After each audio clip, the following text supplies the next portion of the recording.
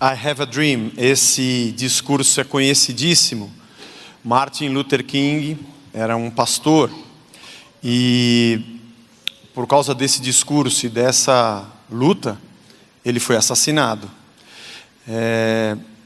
Você conhece a história, por pregar um evangelho que diz exatamente essas palavras sobre a liberdade, sobre a igualdade. Meu professor de grego, ele costuma usar uma frase que eu gosto muito. Ele diz: aos pés da cruz o terreno é plano. O que ele quer dizer com isso é que aos pés da cruz nós estamos em patamares iguais. Ninguém sobe num tijolinho para dizer eu sou mais alto do que você. Ninguém tem um patamar elevado para dizer estou acima de você. Porque em Cristo nós somos feitos um com Ele. Irmãos a partir da remissão dos pecados e a partir da graça que nos uniu. Há uma tentativa humana terrível. Há uma sede no ser humano de se tornar superior a outrem, de sugar alguma coisa e alguma vantagem de quem está ao seu redor, de fazer a sua escada de ascensão às costas do seu próximo. Eu quero ler com você Mateus 18, a parábola do credor incompassivo, é o texto dessa manhã, a partir do verso 21, está aí na sua tela. Então Pedro, aproximando-se, lhe perguntou: Senhor, até quantas vezes meu irmão pecará contra mim e que eu lhe perdoe? Até 7 vezes? Respondeu-lhe Jesus: não te digo que até 7 vezes, mas até 70 vezes 7. Por isso, o reino dos céus é semelhante a um rei que resolveu ajustar contas com os seus servos, e passando a fazê-lo, trouxeram-lhe um que devia 10.000 talentos. Não tendo ele, porém, com o que pagar, ordenou o Senhor que fosse vendido, ele, a mulher, os filhos e tudo quanto possuía, e que a dívida fosse paga. Então o servo, prostrando-se reverente, rogou: sê paciente comigo e tudo te pagarei. E o senhor daquele servo compadeceu-se, mandou-o embora e perdoou-lhe a dívida. Saindo, porém, aquele servo encontrou um dos seus conservos que lhe devia 100 denários. E agarrando-o, o sufocava, dizendo: paga-me o que me deves. Então o seu conservo, caindo-lhe aos pés, lhe implorava: sê paciente comigo e te pagarei. Ele, entretanto, não quis. Antes, indo-se, o lançou na prisão até que saldasse a dívida. Vendo os seus companheiros o que havia passado, entristeceram-se muito e foram relatar ao seu senhor tudo o que acontecera. Então o seu senhor, clamando, lhe disse: servo malvado, perdoei-te aquela dívida toda, porque me suplicaste. Não devias tu igualmente compadecer-te do teu conservo, como também eu me compadeci de ti? E indignando-se, o seu senhor o entregou aos verdugos. Algumas traduções dizem capatazes, até que lhe pagasse toda a dívida. Assim também meu Pai Celeste vos fará, se do íntimo não perdoardes cada um ao seu irmão. Que história, que parábola incrível de Jesus. O reino de Deus é assim: um rei acerta contas com os seus servos, e um deles vem devendo muito dinheiro, e ele diz: olha, para pagar a sua dívida, só vendendo você, sua mulher, seus filhos como escravo, vendendo tudo que você tem, e ainda assim você não vai conseguir pagar. Ele cai aos pés daquele senhor e fala: me dá um prazo, por favor, seja paciente, eu vou pagar tudo que eu devo. Aquele senhor, ao invés de dar um prazo, ele perdoa toda a dívida. Aquele servo sai e encontra um companheiro que lhe deve muito menos do que ele devia ao seu senhor. E ao invés de usar da mesma misericórdia para com o seu amigo, ele o coloca na prisão para pagar tudo o que lhe deve. Os outros amigos de trabalho, quando ficam sabendo, vão e contam ao rei. E dizem, o senhor perdoou aquela dívida tremenda, e ele não perdoou o nosso outro companheiro aqui. O rei, indignado, o chama de volta e fala, o quê? Eu te perdoei aquela dívida e você não conseguiu perdoar? E o pior é que Jesus completa, assim, e diz o texto que ele o lança sob capatazes numa prisão, até que ele pague toda a dívida. E Jesus diz, é assim que o Pai Celeste faz com aqueles que não sabem o que é perdoar e não perdoam. O perdão é uma das coisas mais maravilhosas que existe na vida. Aliás, a razão pela qual nós estamos vivos, a razão pela qual temos acesso à vida de Deus, é o fato de que Deus nos perdoou, pagou a nossa dívida, e isso nos deu de novo acesso a Deus e acesso à vida. Nós não estaríamos aqui se não fosse o perdão de Deus. Se Ele não tivesse saudado o nosso pecado, tornado irrelevante na nossa relação com Ele pelo sangue do Seu Filho, e isso não foi barato, para que nós pudéssemos dizer, vivemos em Deus, somos filhos de Deus, fomos justificados pelo seu sangue, fomos remidos e redimidos pelo seu amor eterno e infinito. O perdão é um ato poderoso, é o ato de alguém que poderia em troca oferecer vingança, mas ele leva o ônus por tudo o que lhe foi feito, e simplesmente diz, não tem mais problema. A gente não consegue esquecer quando alguém nos faz algo ruim. A Bíblia diz que Deus lança nas profundezas e jamais se lembra do nosso pecado. A gente interpreta isso como uma certa alegoria do texto, porque é impossível Deus se esquecer de alguma coisa se Ele está fora do tempo e do espaço, e Ele enxerga presente, passado e futuro como um único ato diante dos seus olhos.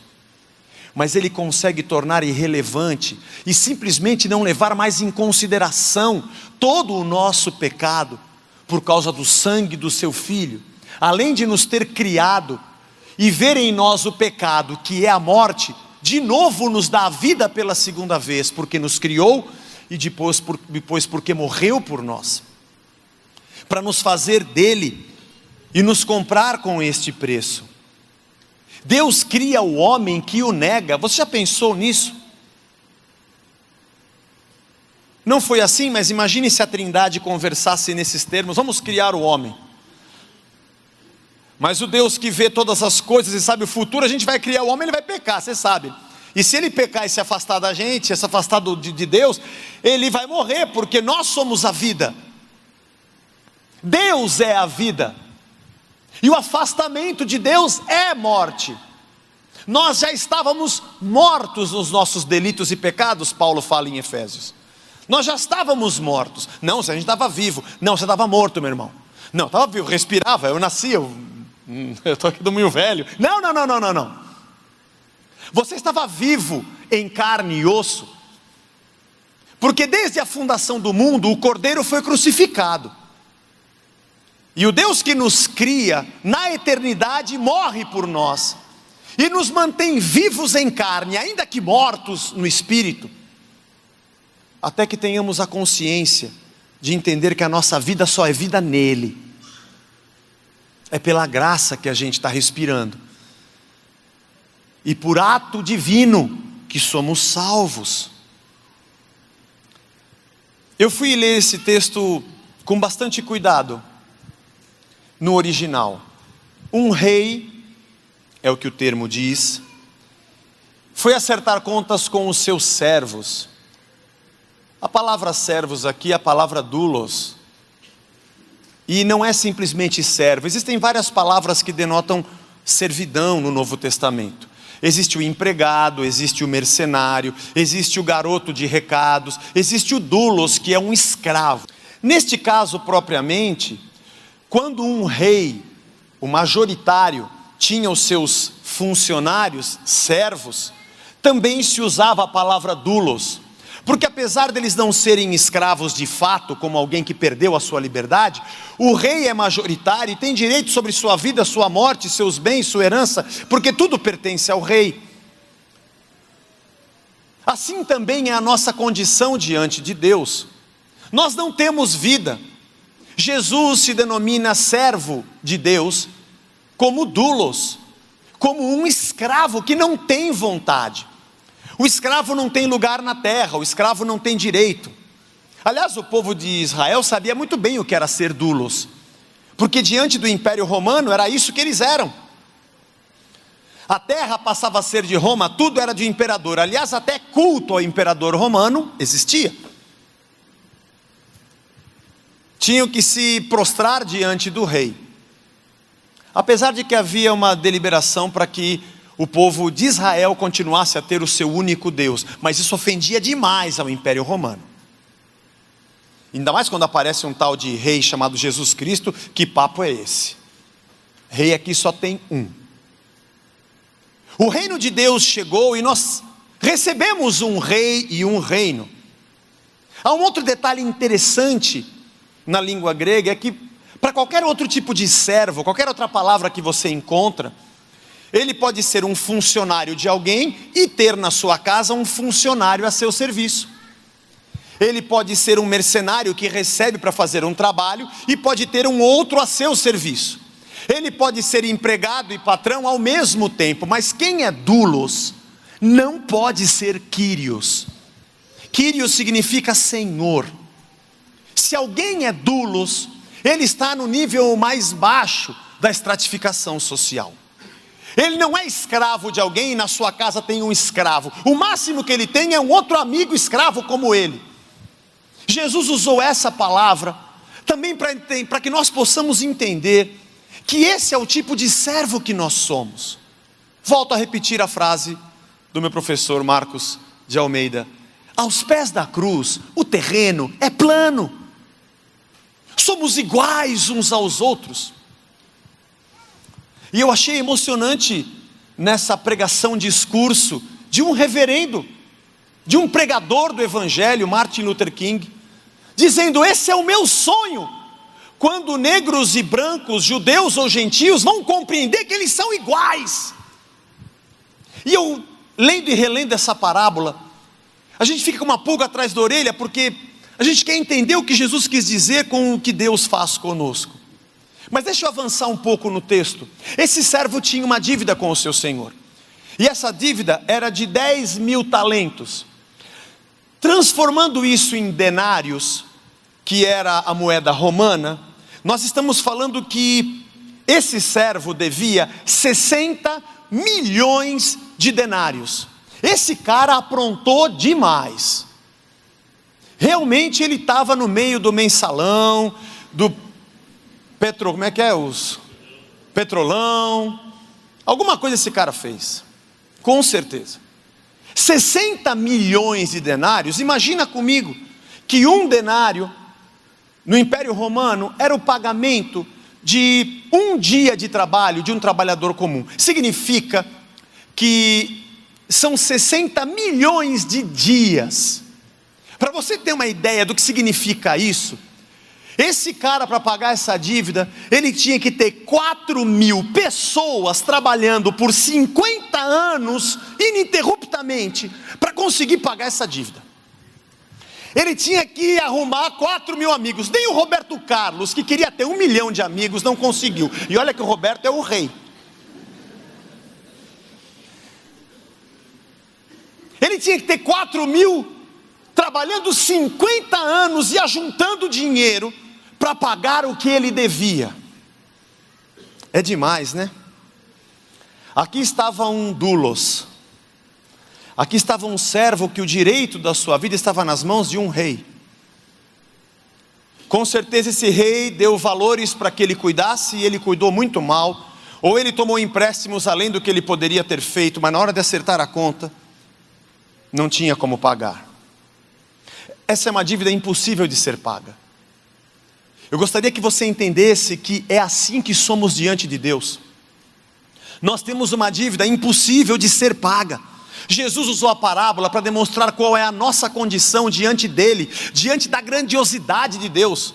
Ele usou números inimagináveis para aquelas pessoas.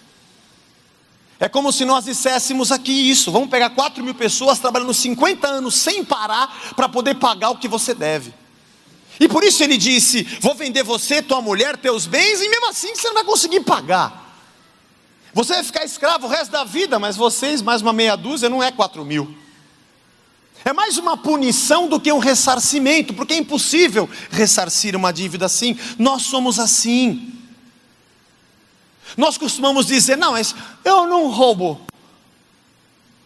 Eu só nego um pouco, vai. Não roubo. Eu não adulterei. Vi uns negócios na internet lá. Eu não matei. Então eu sou santo. É assim que nós pensamos. Para e pense, irmão, no ser humano, em você. Você pensa coisas más, nós pensamos coisas más. Ninguém nos conhece, ninguém sabe quem eu sou. Ninguém sabe quem é você. Sabe quem é você? Nem você sabe quem é você. Porque nós não temos coragem de encarar no espelho nossa verdade. Quando alguém fala, a gente esconde. E nem para nós mesmos nós falamos, nem em oração dizemos a Deus. Tem coisa que a gente não consegue nem admitir, nem enxergar. Só Deus conhece a nossa natureza podre. Nós guardamos ódio, a gente carrega raiva, a gente carrega rancor. Nós temos remoendo dentro de nós contra pessoas que nos fizeram mal, muito diferente do amor e da misericórdia que Jesus carrega dentro de si. Nós falamos mal dos outros, somos caluniadores. Para falar mal de alguém, basta o caboclo ter boca, porque quem tem boca fala o que quer. Você conhece fulano? Pronto. Nós destruímos com a nossa boca, destruímos com a nossa língua, adoramos ser juízes de todos. Não tem coisa maior do que profeta, não tem maior número de pessoas no mundo do que essa comunidade de profetas do Facebook, que tem resposta e crítica para tudo. Os donos da verdade. Nós somos invejosos. Esse papo de que eu vou pedir para Deus me prosperar, isso é inveja enrustida. Está morrendo de raiva porque o outro irmão deu testemunho na sua frente, mas no estacionamento eu coloquei o carro na vaga dele, e vou sentar na frente para pegar um som do pastor, e vou tirar aquele irmão, porque ele já foi abençoado mesmo. Gente miserável, nós somos miseráveis. A gente tem inveja porque a gente não tem a roupa igual, pô. Fala, irmã.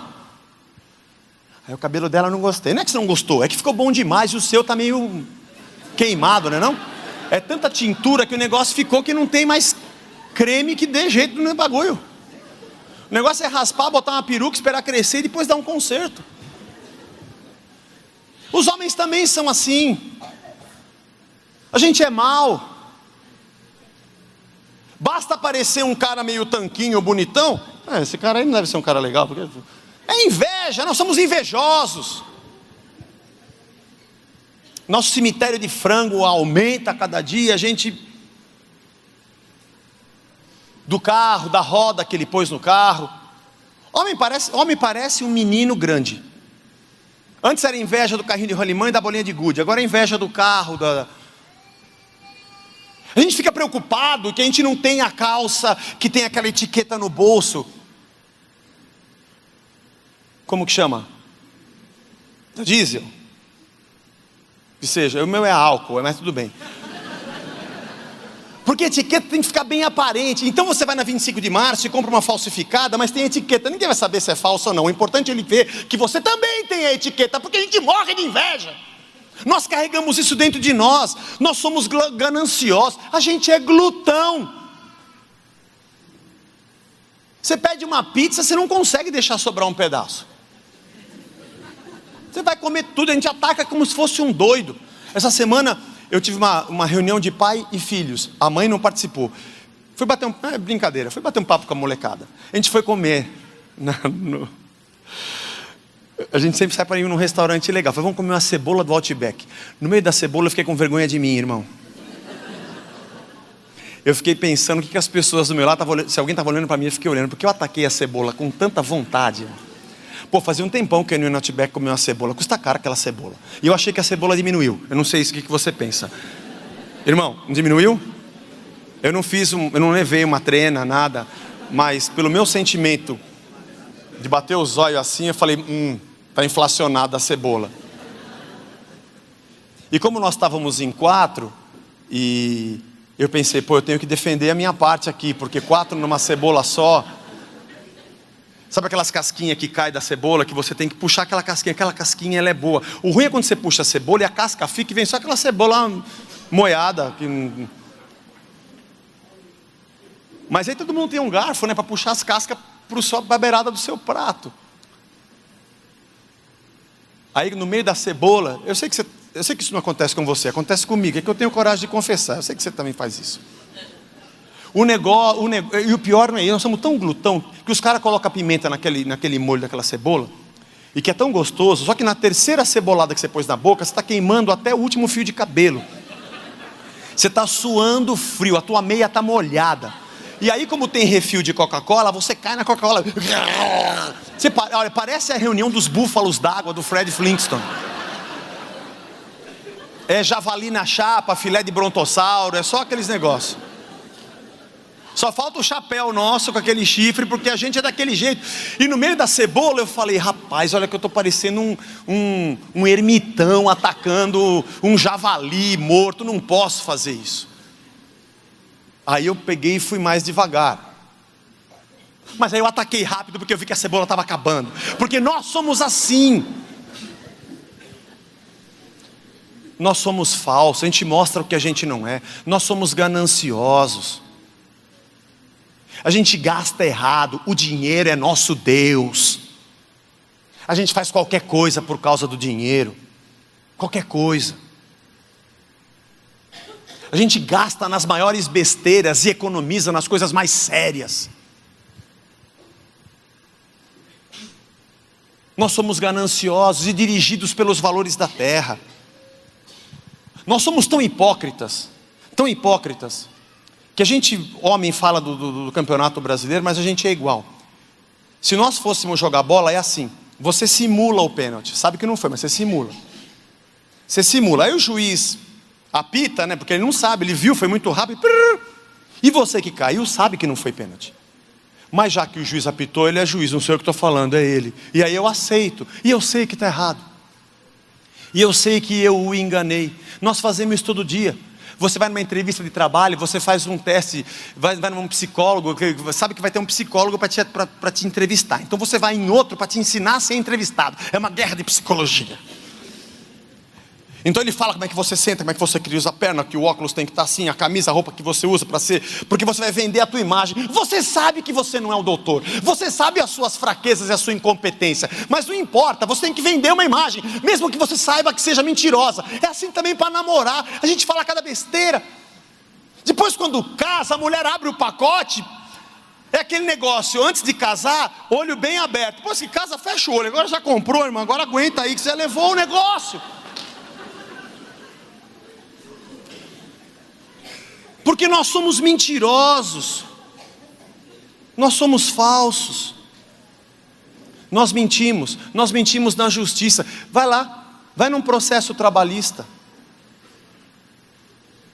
Você não sabe quem é o campeão de mentira. Eu acho que ser juiz deve ser um negócio punk. Porque os dois advogados, com todo respeito aos irmãos advogados, que eu sei que tem alguns aqui, Deus abençoe, vocês são uma bênção, estou falando dos outros. Desculpa. Mas é assim. Mas eu fiz 30 horas extra. Não, fala que você fez 10 anos de hora extra.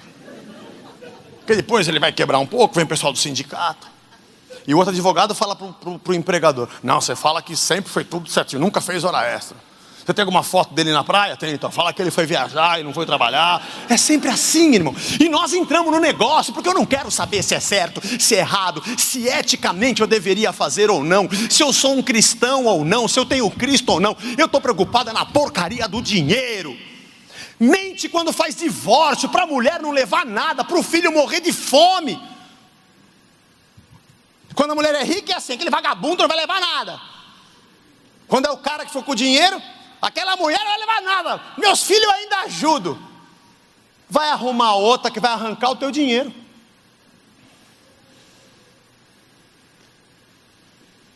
Porque nós somos assim. Somos indiferentes ao sofrimento das pessoas. Você acha que é só adulterar, matar e roubar, que é pecado? A gente é um lixo. Quando a gente morre, não dá um dia a gente está podre e fedendo. Isso aqui é uma carcaça fétida. Essa é a verdade. E o que tem dentro, na índole, é a natureza pecaminosa. A gente fura a fila, fecha a gente no trânsito, xinga. O ser humano desvia dinheiro de hospital. Pô, a Santa Casa teve mais 1.500 funcionários mandados embora. Já teve o ano passado, no retrasado, aquele escândalo de desvio de dinheiro. Meu Deus, o cara que faz isso, ele não está pensando que tem gente morrendo na fila. Ele não está nem aí com as pessoas. Nós não estamos nem aí com ninguém. Quando a gente prejudica alguém, a gente fica procurando alguma coisa para a gente incitar o próprio ódio contra ela. Ou você viu que você fez com aquela pessoa? Oh meu Deus, eu fiz. Aí você fica todo culpado. Eu não devia ter feito, encosta alguém. Não, mas ele não presta. Ah, tá, amém. Então eu fiz bem. A gente fica procurando justificativa para fazer mal. E dormir com a consciência tranquila com o mal que fez. A gente não pede perdão. A gente não se arrepende. Fazemos pessoas sofrer. E não estamos nem aí com isso. Às 24 horas do dia, passa tudo quanto é tranqueira na nossa cabeça. Se você colocar em horas quanta porcaria vem no teu Facebook, quanta coisa você ouve, quanta conversa fiada, quanta tentativa de passar a perna em alguém, eu te pergunto, coloque em minutos quanto tempo você gastou orando, glorificando a Deus, ou lendo a palavra dele, meditando, se ocupando com as coisas que são do alto e não das que são da terra.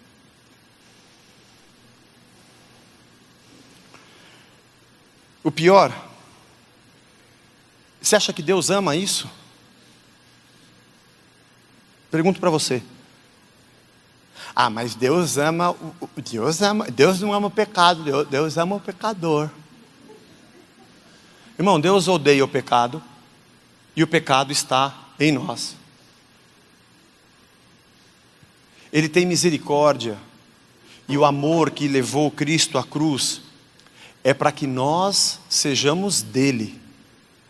Nós não vamos usar da grande graça que Deus nos deu. Ah, Deus sabe, né? Ele é tão maravilhoso, então eu vou continuar pecando.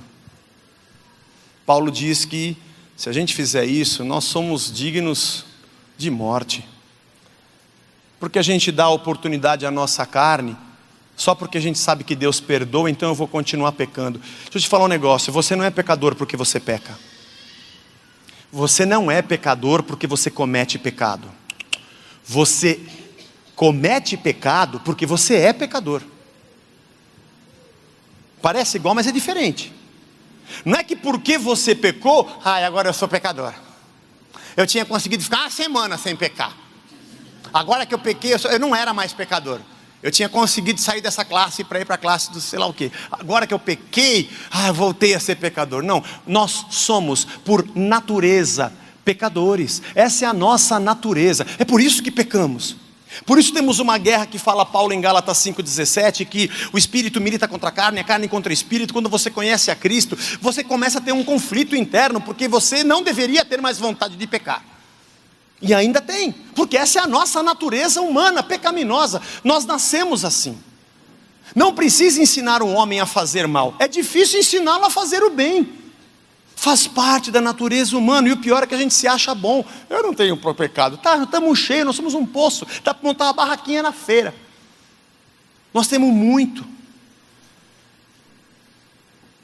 Um pregador americano, Robert Charles Sproul, Diz uma frase que é muito linda: todo pecado é um ato de traição cósmica. É uma traição contra a ordem que Deus estabeleceu. Esse é o cosmos. Uma tentativa fútil de destronar Deus da sua autoridade soberana.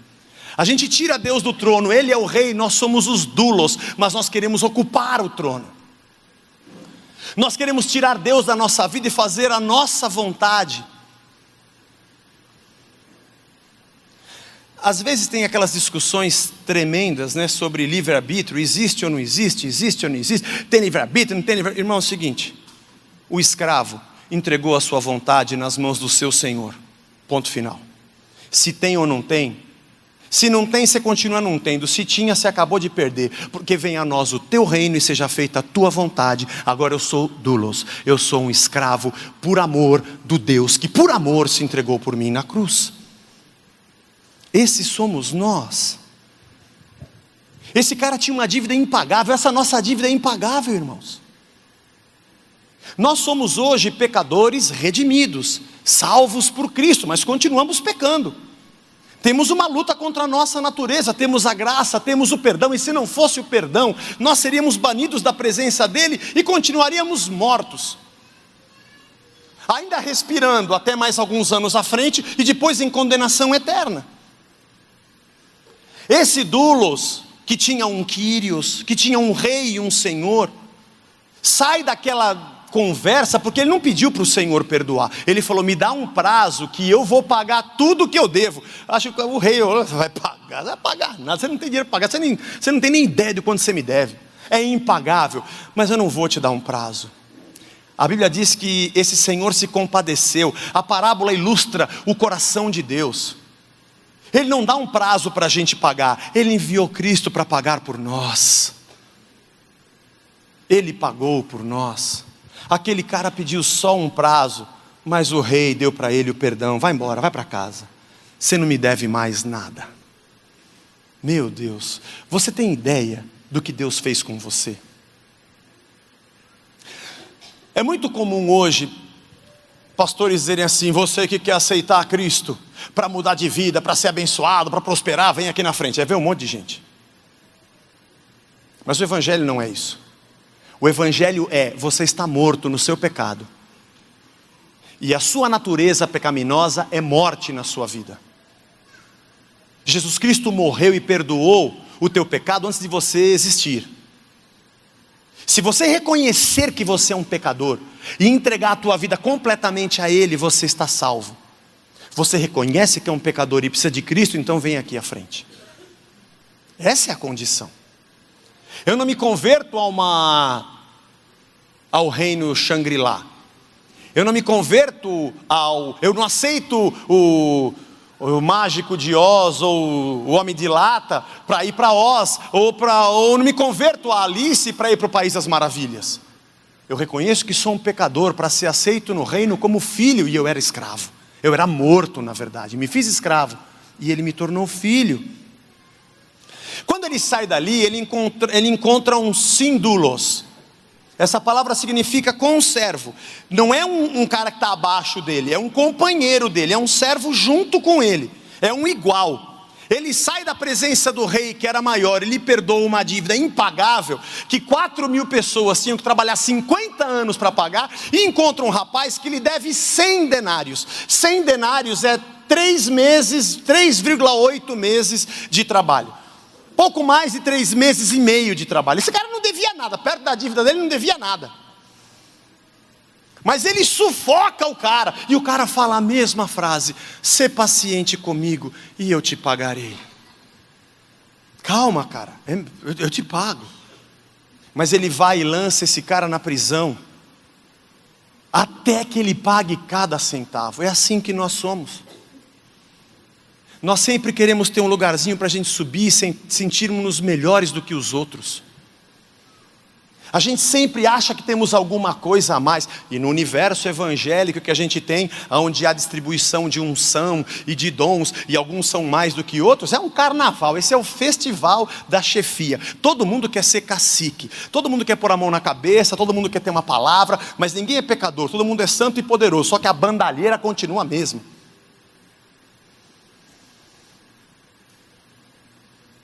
O que Jesus está nos dizendo aqui é que nós temos outros conservos como nós.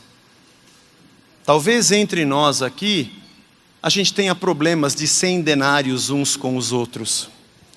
Uma coisinha aqui, um probleminha ali, é coisa pequena. Se pegar a dívida nossa e for comparar com a que nós temos diante de Deus, nós somos tudo igual. Porque são 60 milhões de moedas, de denários, não faz diferença. Está todo mundo no mesmo balaio de gato. O que Deus perdoou da minha vida é infinitamente superior ao que você me deve, meu irmão. Fica tranquilo, nós somos iguais. Eu entendi, essa semente do reino, que a gente aprendeu em outras parábolas, brotou dentro de mim, e o reino está dentro de mim, e o reino está entre nós. A gente vive como gente que é irmão do mesmo reino, somos conservos debaixo de um mesmo rei. O discurso do Martin Luther King, nós somos filhos do mesmo pai, a gente tem que entender isso. Eu acho que essa parábola, ela é mais do que apenas eu perdoo e você me perdoa. Senhor, eu perdoei aqui, só me perdoa lá. É uma situação muito mais profunda, porque ele fala sobre a vida no reino, é a consciência de quem nós somos, do que Deus fez por nós. Temos a mesma dívida diante dele. Nós não somos deuses. Sabe o que é interessante? É que o Senhor chama esse servo e fala assim: servo malvado. Servo malvado. Eu te perdoei e você não perdoou o seu conservo. A palavra malvado, a palavra poneros do grego, é o mal ético também, no bojo do seu significado, nos campos semânticos que a gente encontra o significado da palavra, é o mal ético. É a iniquidade presente no homem. Mas, nesse caso aqui é um adjetivo. Essa mesma palavra está lá em Mateus capítulo 6, verso 13, se não me engano, quando Jesus fala assim: assim vocês vão orar: Pai nosso que está no céu, santificado seja o teu nome, venha o nosso teu reino, seja a tua vontade assim na terra como no céu. O pão nosso de cada dia nos dá hoje, perdoa as nossas dívidas, assim como nós perdoamos nossos devedores. Já chego lá. E livra-nos do mal, livra-nos do iníquo. É o mesmo mal. Só que ali está no caso nominativo, a palavra está substantivada, o iníquo, mas é a mesma palavra. É como se Jesus falasse assim: olha, pede para Deus te livrar da iniquidade, mas eu tenho a iniquidade. Servo malvado, você é aquilo que Deus pediu para você orar para não ter. Você pede para Deus te livrar do mal, mas você tem sido mal, eticamente mal. É incrível. Uma outra coisa interessante que eu encontrei é que o verbo que Jesus usa na oração do Pai Nosso, o afiemi, é um verbo grego. As duas conjugações, elas são diferentes desse verbo. Quando ele fala perdoa-nos, é o que a gente chama de aoristo imperativo. O tempo aoristo não é o nosso passado, a gente traduz como passado, mas na mente grega, a língua é filosófica, significa uma ação terminada, completa.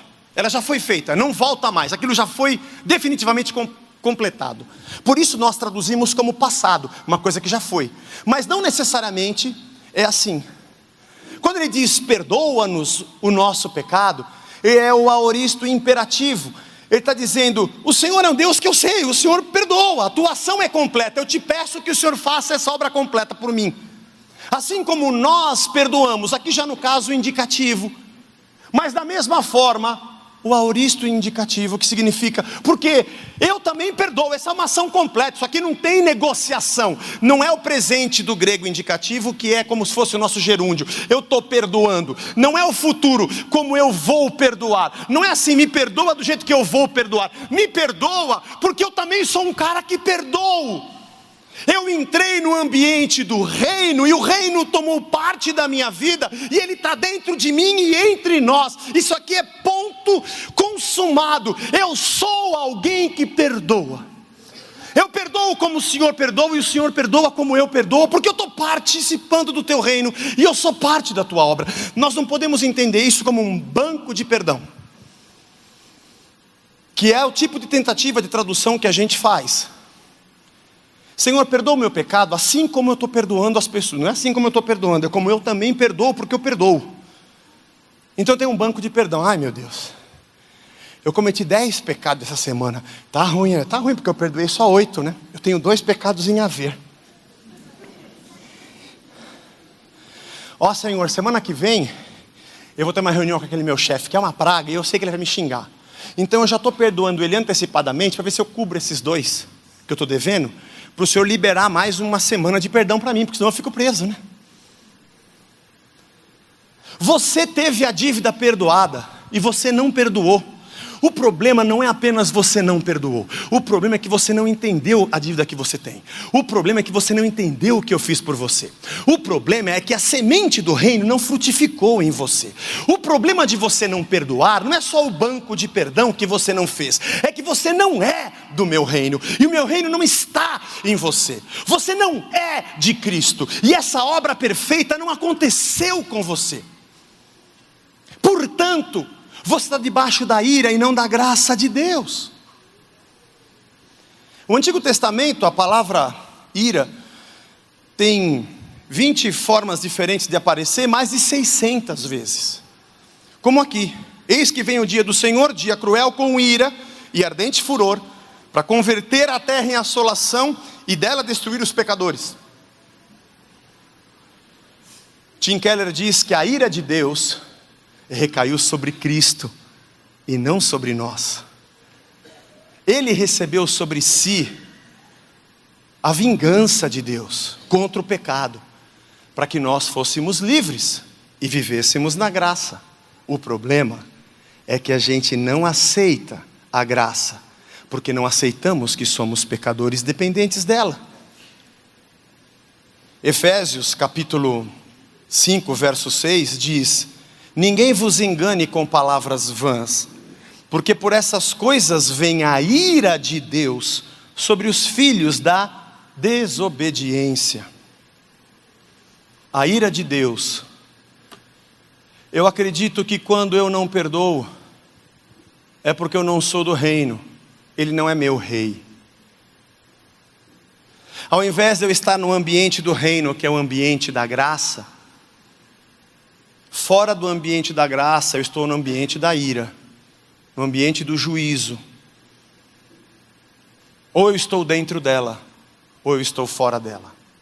A graça não é o coração bonzinho de Deus, que eu vivo como eu quero, e quando eu pecar eu dou um pulinho lá dentro. Ah, Senhor, me perdoa agora. E Deus vem e te perdoa, e você, obrigado. Aí eu saio de novo e caio na gandaia. Eu não recebo o perdão e a vida na graça, não porque eu fui pecar e não perdoei, mas porque eu não faço parte dela. O não perdoar é apenas uma consequência. É assim que você faz. Você não entendeu que eu sou o rei. Você não entendeu o quanto você devia. Você não entendeu o quão grande era a sua dívida. Você não compreende qual o tamanho do meu perdão. Você não dá valor ao perdão, porque você não dá valor nem ao seu. Você quer ter misericórdia, mas você não quer viver na misericórdia para exercer misericórdia. Você não é meu. Não é apenas o fato de que eu te perdoei e você não perdoou o outro. É que dentro de você não está o meu sentimento, você não é meu.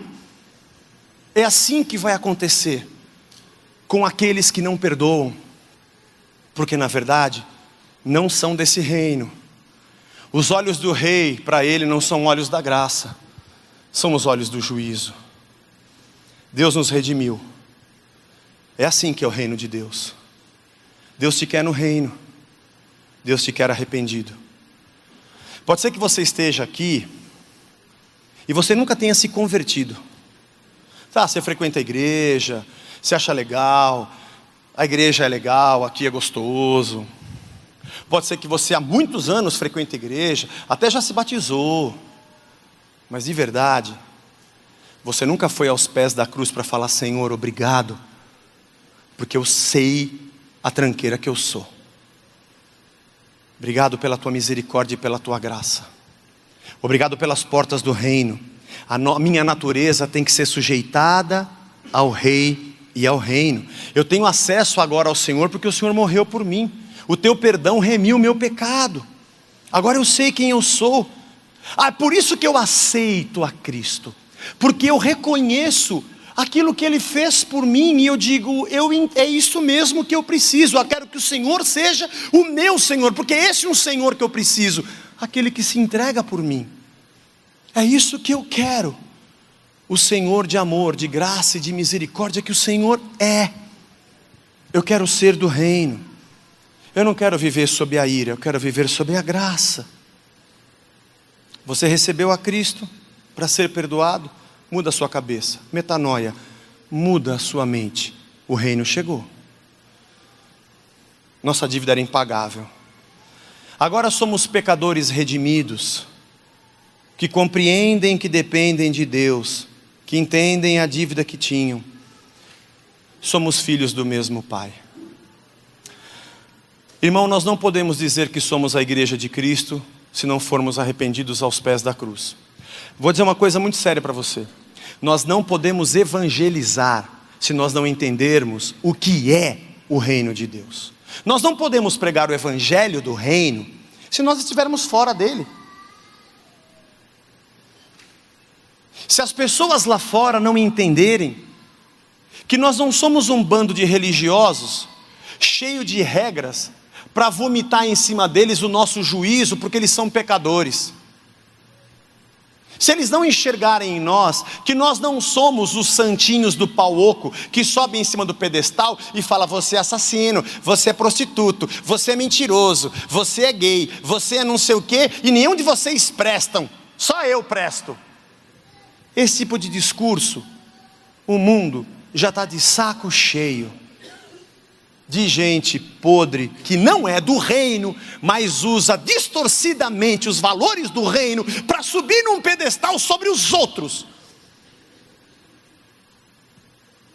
Mas o mundo carece de gente como Jesus, que sendo Deus, não usurpou essa condição sendo homem, se fez em figura humana e foi simples. Só gente do reino pode ser simples. Só gente do reino pode ser humilde.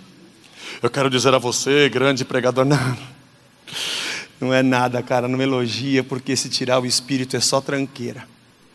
É graça e misericórdia. A gente é igual, mano. Mesmo o dom ou o talento que Deus me deu para servir na igreja é para que eu sirva, porque dons são serviços e não honrarias.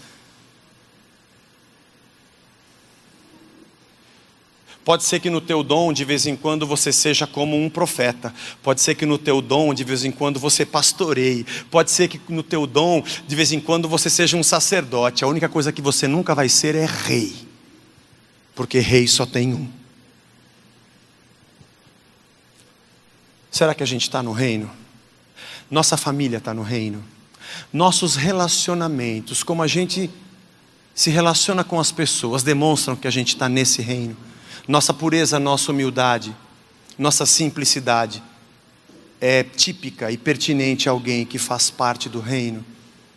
Essa é a lição dessa parábola. Que nós possamos hoje dizer: Senhor, muito obrigado por tudo que o Senhor fez por mim. Me perdoa quando eu quero ser Quírios e Senhor dos outros.